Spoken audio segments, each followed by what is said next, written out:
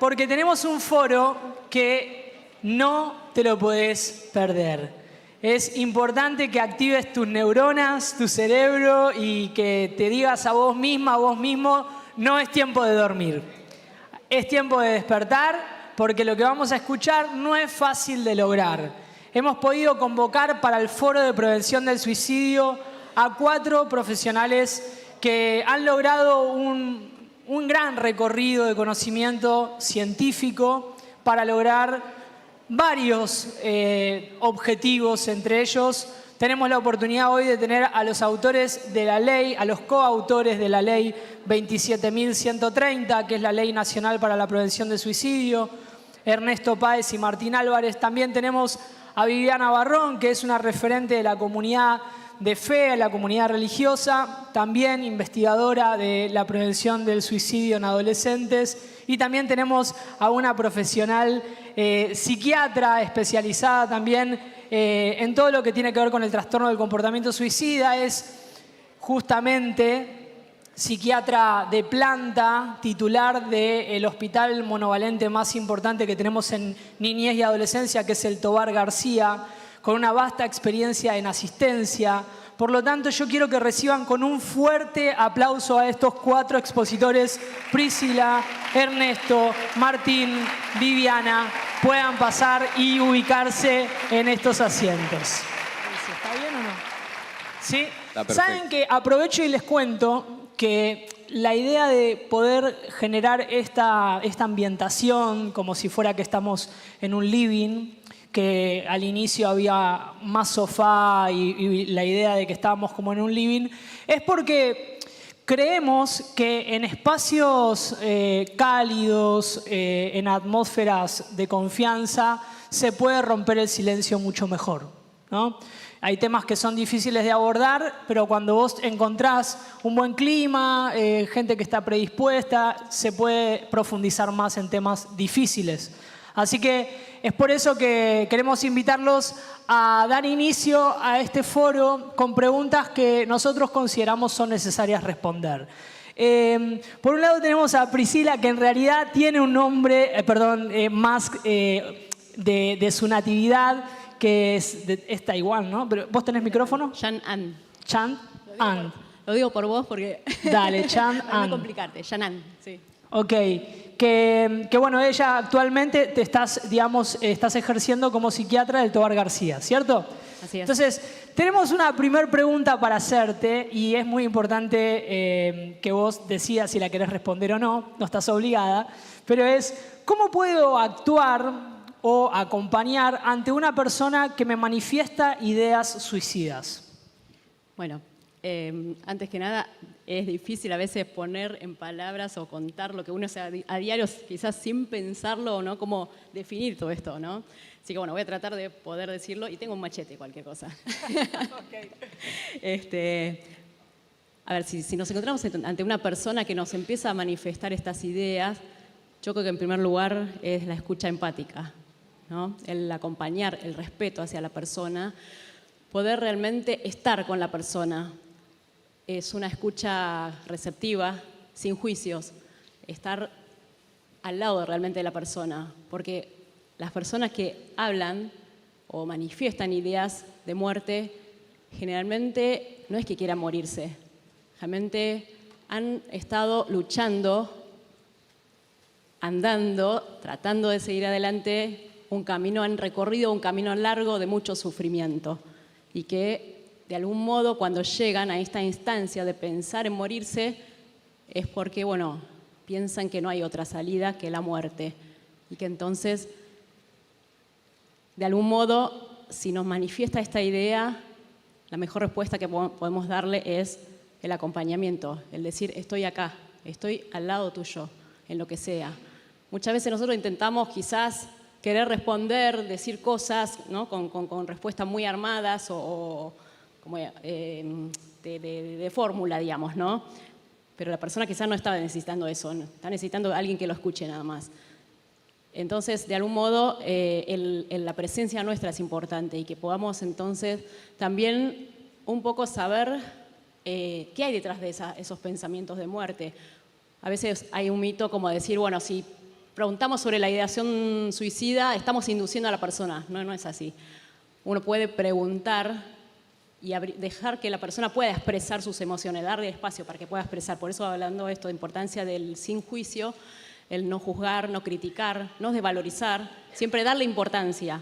Otro mito también esto de decir, bueno, la persona que lo dice no se va a matar, o esto es una llamada de atención. Pero si una persona llama atención manifestando ideación de muerte, nos tiene que llamar atención, ¿sí? Entonces tenemos que estar atentos y estar como intentando armar una red para esa persona, con la persona más cercana a ella o él, con los familiares, y tratar de entonces oportunamente sugerir una consulta. Obviamente, si ya manifiesta ideación suicida, es para una consulta médica, profesional, y hacer, digamos, esa posta, armar, por ejemplo, un entramado de contención con las personas que él tiene, con esa persona tenga confianza, y turnándose hasta la consulta con algún profesional, que sabemos que hoy en día es un poco difícil, ¿no? En esto de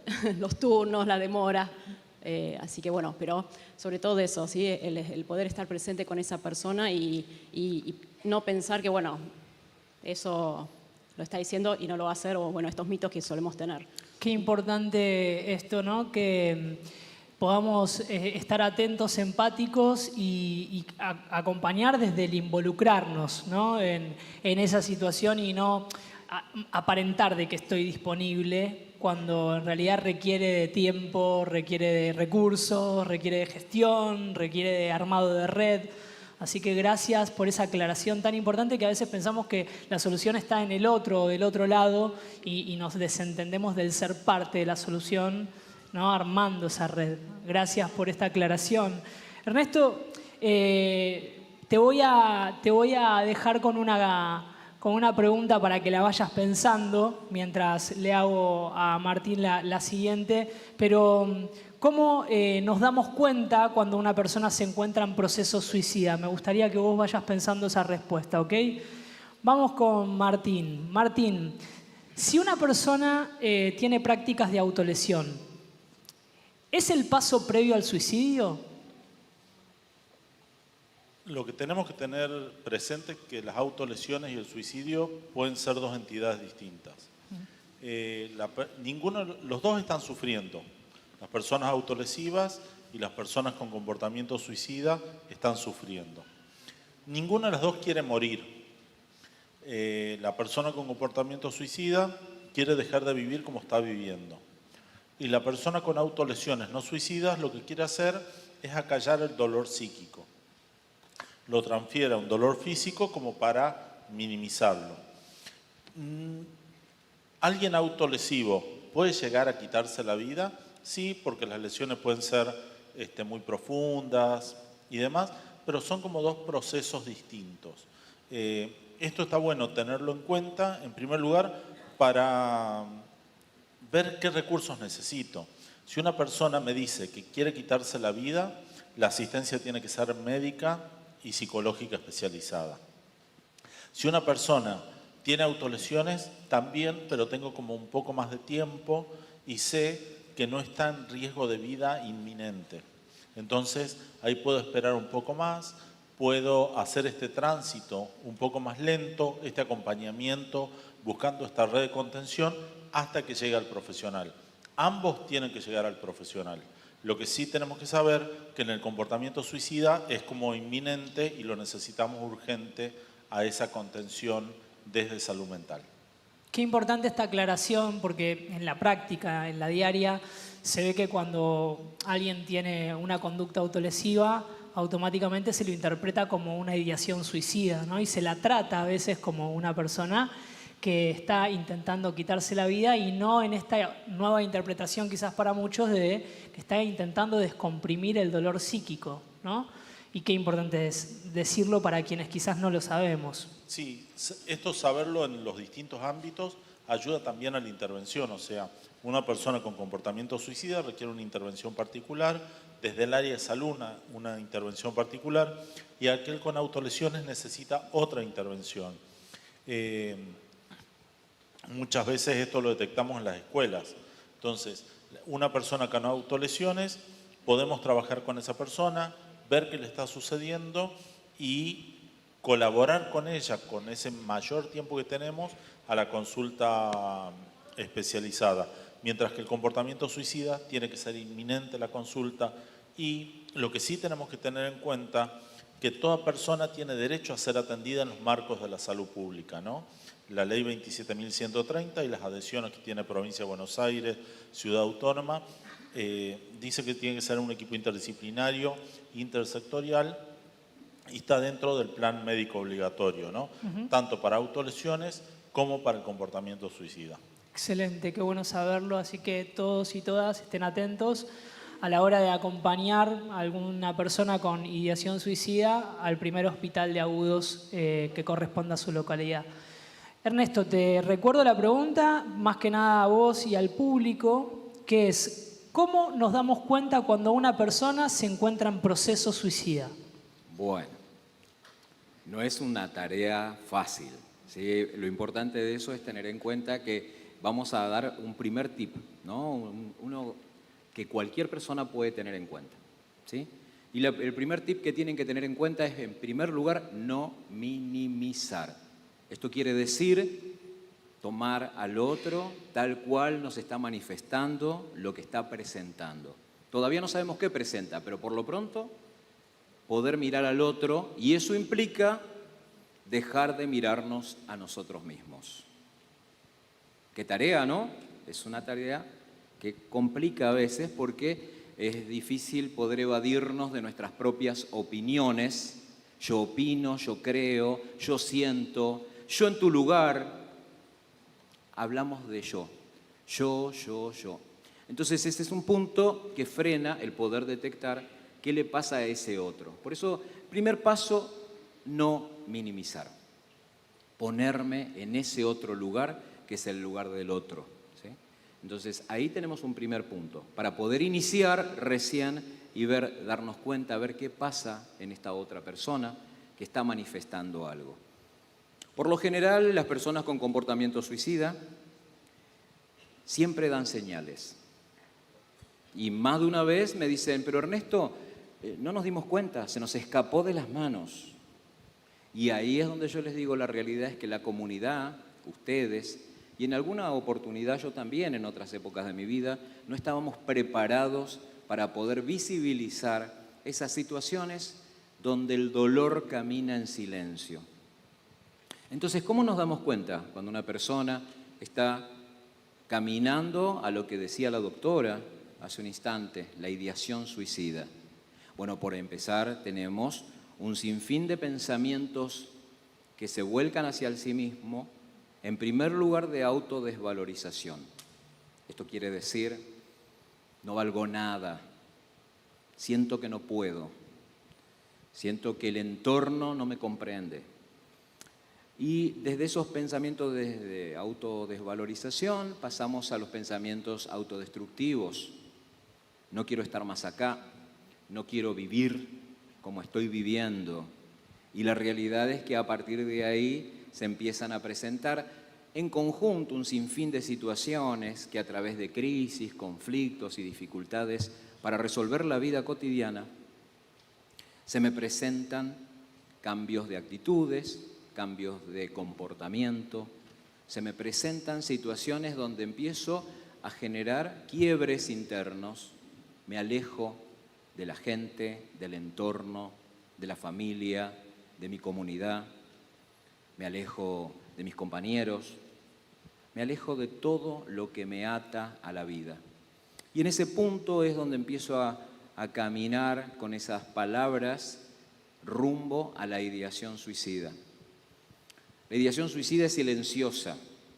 A veces algunas personas dicen, no quiero seguir viviendo. Y animándonos a preguntar justamente qué es lo que te llevó a estas circunstancias, las personas, cuando nosotros tendemos un puente de diálogo y ya sabemos que no vamos a minimizar lo que nos digan, nos pueden contar tal vez qué les está sucediendo. Pero por lo general esto no es lo que encuentran. Encuentran que, no, ¿cómo vas a decir eso? Encuentran el pensemos en otra cosa, Dios te está mirando desde el cielo, tantas cosas que decimos para evitar escuchar lo que nos tienen para decir. Por eso, sabias palabras las de la doctora que dijo, escucha atenta, escucha profunda. Y a partir de ahí empezamos a darnos cuenta que las cosas que pasan e impactan en esta persona.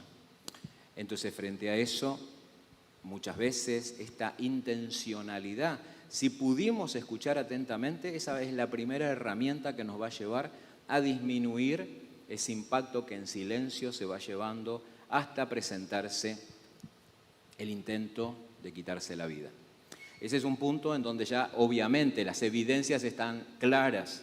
Vemos que hubo un acto contra sí mismo y en ese punto es a donde ya no nos quedan más dudas.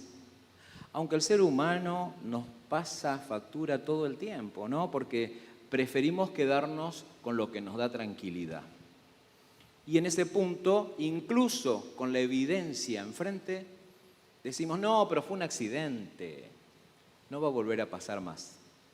Y volvemos a cometer esa picardía o ese pecado de minimizar la situación, aunque la evidencia sea clara.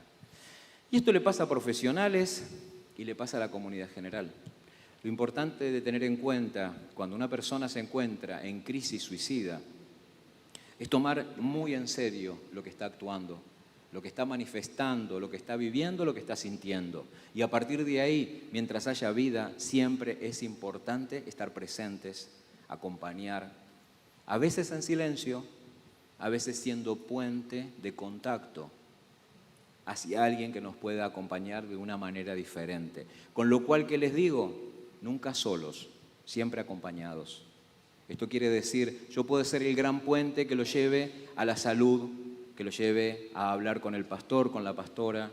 Puedo ser ese puente que necesita de que nuevamente logremos la conexión que nos vuelva a atar a la vida. Así que, Matías, vos me decís, ¿qué podemos hacer? Y en primer lugar, abrir los ojos fuertes, preparar nuestras orejas, que tenemos dos. Tenemos una boca, con lo cual yo los invito a que cierren la boca y a que podamos dejar que el otro hable desde el dolor, desde la experiencia, desde la frustración. Y ese va a ser el primer camino para poder volver nuevamente a conducirnos a una vida que va a ser una vida no de soledad, sino de compañía, de presencia. Entonces, bueno, así podremos detectar fácilmente qué le pasa a una persona con comportamiento suicida. Gracias, Ernesto.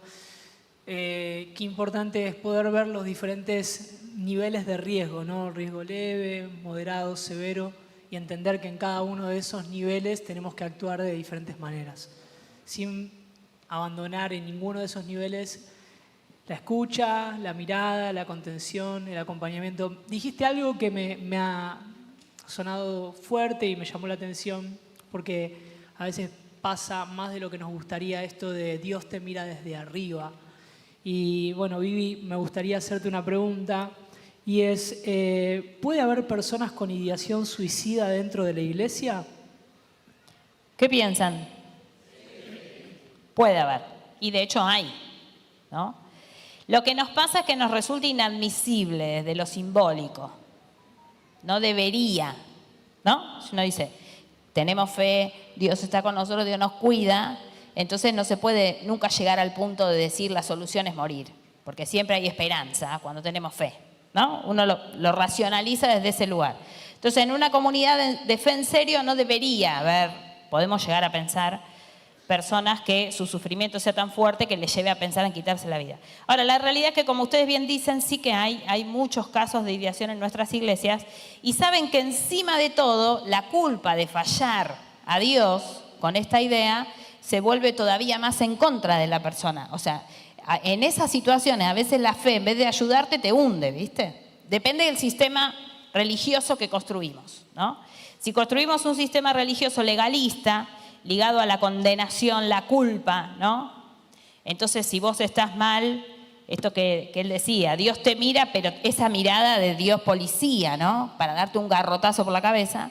Si transmitimos esa imagen de un Dios que te juzga, que te va a condenar, entonces la persona que está luchando con el suicidio, ¿qué hace? Que nadie se dé cuenta ¿sí? ¿Por qué? Porque somos una comunidad que no abre el espacio para el dolor, el sufrimiento, la propia humanidad, las luchas que la persona tiene. ¿Qué va a pasar con otros problemas también? ¿No? Con cualquiera de los problemas de los que es difícil hablar en una comunidad así muy legalista, muy cerrada. Entonces creo que tenemos un desafío grande en las comunidades de fe de admitir esta posibilidad como algo que realmente es así y que sucede y que muchas de las personas con las que estamos trabajando en nuestras congregaciones están luchando con ideas de suicidio. Yo de lo que más sé es de adolescentes y jóvenes, pero también hay adultos que luchan con la idea de suicidio. Y nosotros tenemos que ser comunidades donde si alguien está pasando por eso pueda pedir ayuda, ¿no? Pueda hablar, lo pueda decir sin sentir que se le viene un rayo del cielo que lo prende fuego, ¿no?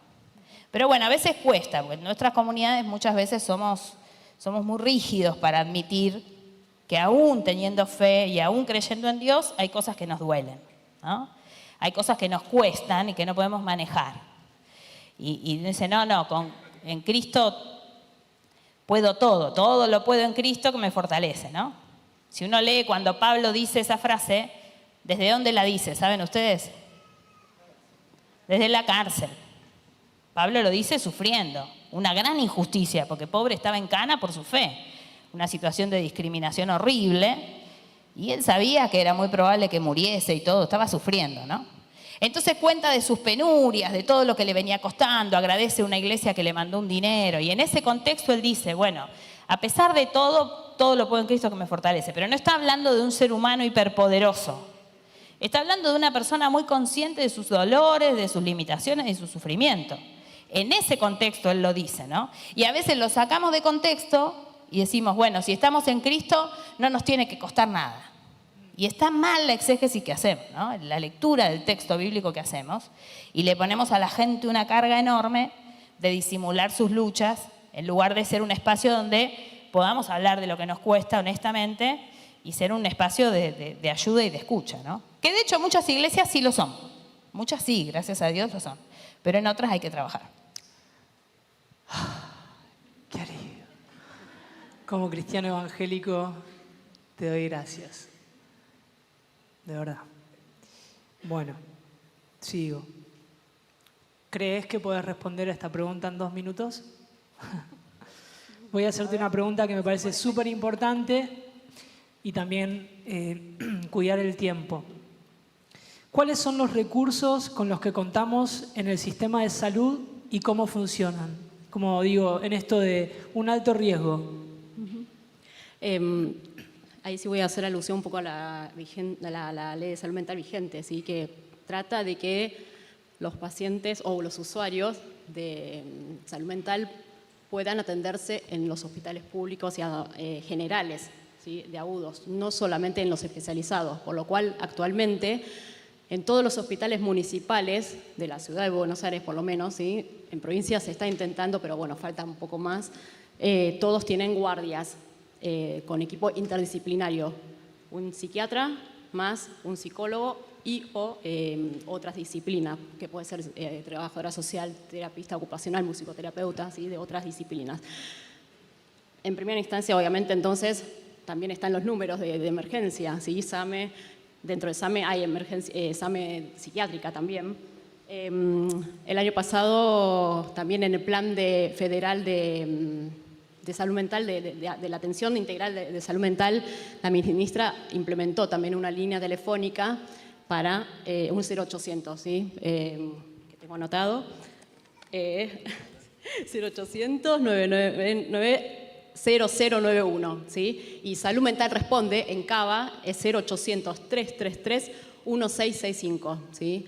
Eso, digamos, como en una situación realmente de crisis que consideremos que no podamos acompañar o llevar a la persona hasta el hospital o un lugar de atención, ¿sí? La guardia. En la guardia, claro, sea recién hablando del sector público, sino también si la persona tiene obra social o si tiene prepaga, obviamente recurrir a la guardia o el centro de emergencia a través de su cobertura médica, ¿no? Si piensan que entonces no pueden llegar a acompañar a esta persona o la persona se niega, ¿no? Uno puede recurrir quizás a estos teléfonos y también, bueno, hay líneas de escucha telefónica, ¿no? Centros así de asistenciales que pueden también en el momento agudo, quizás también, esa escucha que por ahí también, recién me faltó decir un poco, me parece esto, cuando nos damos cuenta que no podemos, también tenemos que reconocerlo, admitir, ¿no? Que quizás no sé qué decir, no sé cómo hacer, entonces también buscar un segundo eslabón, pero nosotros ser ese primer eslabón para continuar con esto, ¿no?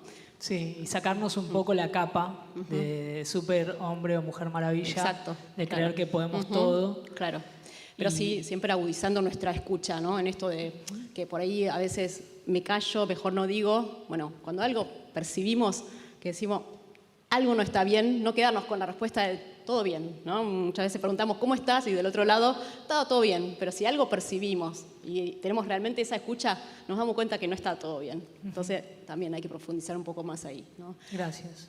Gracias por esto de dejar en claro cuándo acudir a estos servicios de salud. Una cosita también, que esto nos suele pasar en el hospital. Cuando llegan a la guardia, muchas veces, ante esta situación, obviamente hoy en día es tanta la demanda que el equipo interdisciplinario evalúa realmente que haya lo que mencionaron antes, el riesgo cierto e inminente, ¿sí? que es el criterio bajo la ley, digamos, para poder internar a una persona.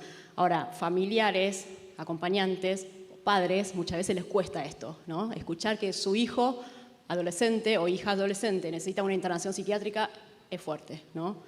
Entonces, en esto también tenemos que confiar que hay un equipo ahí de profesionales que conocen del tema y que está indicando la internación porque es la instancia que necesita en este momento esa persona. Entonces, quizás a veces uno quiere tratar de seguir haciendo algo, pero cuando es necesario se deja como última instancia, decimos siempre, la internación, porque se han intentado otras formas de tratamiento y no se ha podido y que entonces uno recurre a esto. Absolutamente. Gracias también por mencionarlo y sumando a esto, poder también entender que el acompañamiento ese que estamos brindando se tiene que extender a la familia. Si estamos acompañando a un adolescente, por ejemplo, en riesgo y que requiere una internación, más allá de que esté seguro y lejos del riesgo de vida, ahora asistido por profesionales 24 horas, contener a los papás, a los hermanos, a la familia es fundamental porque es un momento muy duro. Así que sí, claro, gracias. Martín, es una pregunta que necesito que respondas en 2 minutos. Y ¿es importante que los medios hablen de este tema? Porque en este espacio yo noto que estamos respondiendo desde el conocimiento responsable y celebro, pero ¿qué pasa con los medios de comunicación? Bueno, los medios tienen la obligación de dar a conocer por la libertad de expresión y dar a conocer que hay suicidios en la comunidad. Lo que sí pueden contribuir positivamente a que la persona que esté atravesando un comportamiento suicida pueda ser detectada, si da a conocer cuáles son los indicadores, si da a conocer cuáles son las líneas telefónicas, si da a conocer que esto es un problema de salud mental. Y puede contribuir negativamente si da a conocer métodos, por ejemplo, que esto no debería aparecer en los medios de comunicación, si viola la intimidad de la persona y da a conocer nombres, direcciones, teléfonos y hasta dirección de donde pasan las cosas o lugares de trabajo, y si da a conocer también los lugares donde se producen los suicidios.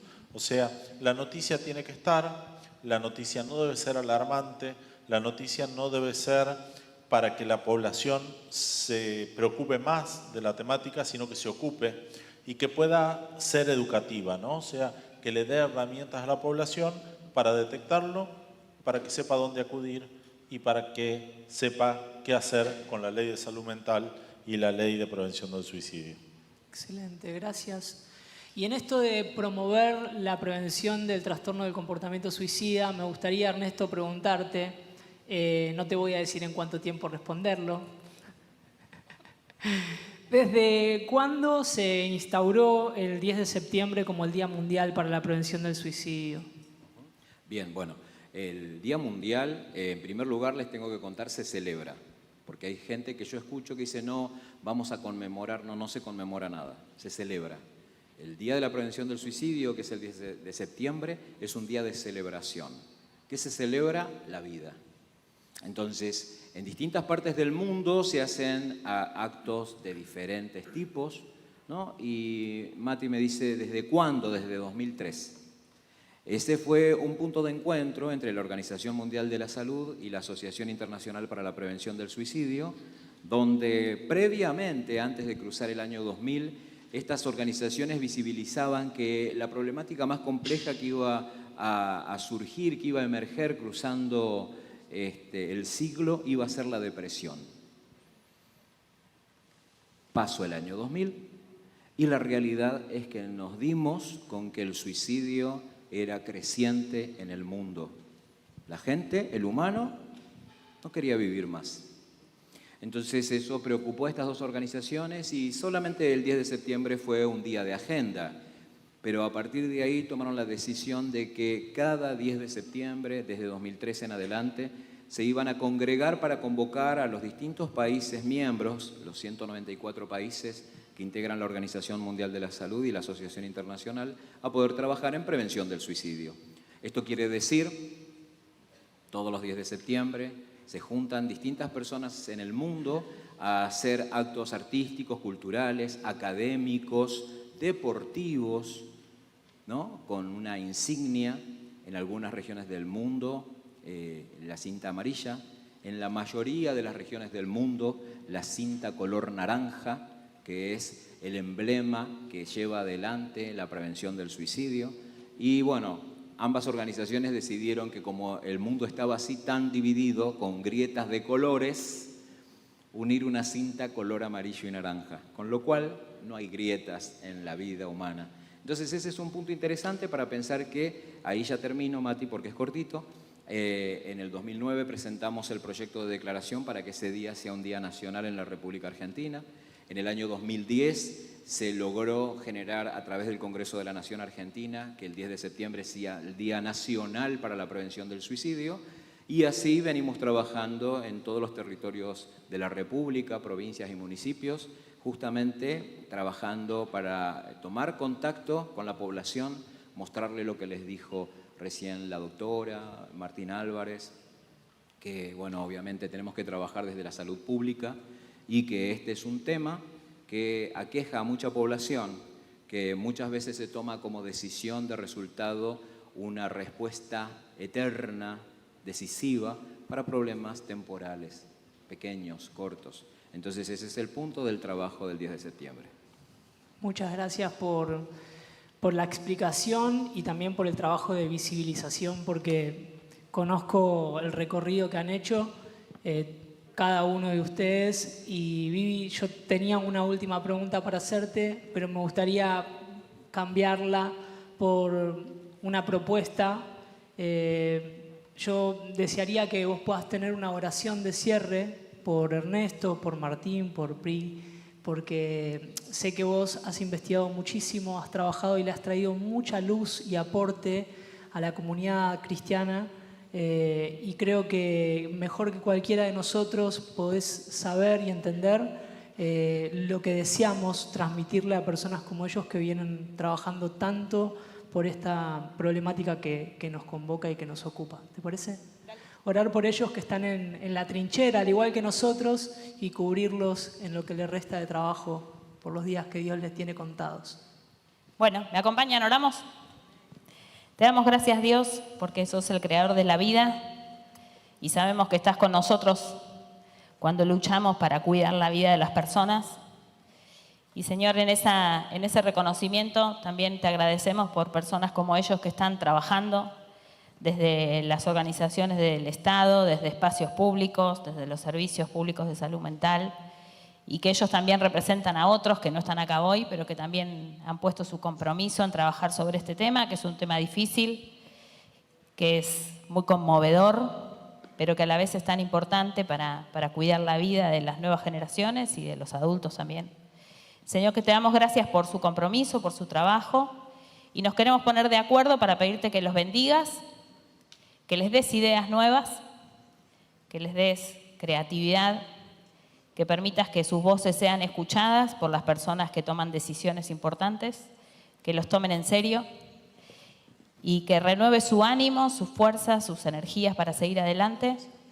También, Señor, que les abras puertas y generes los puentes que ellos necesitan para que lo que están haciendo pueda seguir creciendo y que vos vayas delante de ellos bendiciendo todo lo que hagan, cada paso que ellos estén dando. Nos ponemos de acuerdo para pedirte eso sobre ellos en el nombre de Jesús. Amén. Un fuerte aplauso para el Foro de Prevención del Suicidio. Muchas gracias. En un rato nomás los vamos a tener compartiendo talleres, así que búsquenlos porque pueden ampliar mucho más. En realidad ya lo tuvieron. Gracias ¿sí? a vos, Mati. Gracias a vos por el espacio, por la oportunidad, por hacer que circule la palabra y el amor que van de la mano, y eso vence cualquier cosa. Así que bueno, muchas gracias. Un placer. Gracias. Pueden